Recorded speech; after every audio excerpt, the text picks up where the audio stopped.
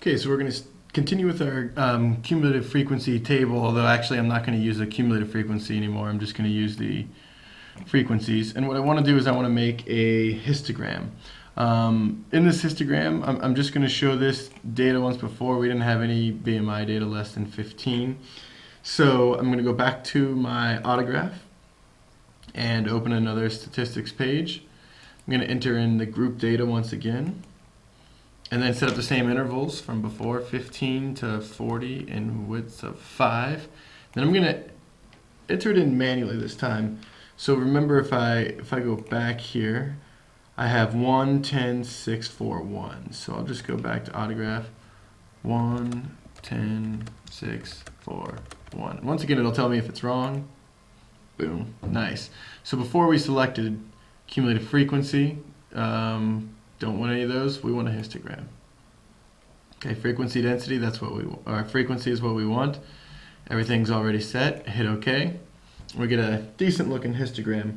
In order for this to show exactly what we want, we need to change, because we have a lot of white space here and that's no good in our graph.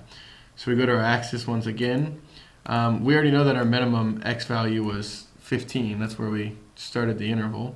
Maximum was 5, and we're going up by 5, but maybe for this one we want to put little tick marks at every 1, and then these pip marks, maybe we can put those the same length as the interval.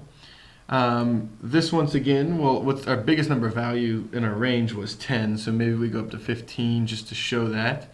Oh, that was the minimum. The minimum's still 0, but let's change the maximum to 15.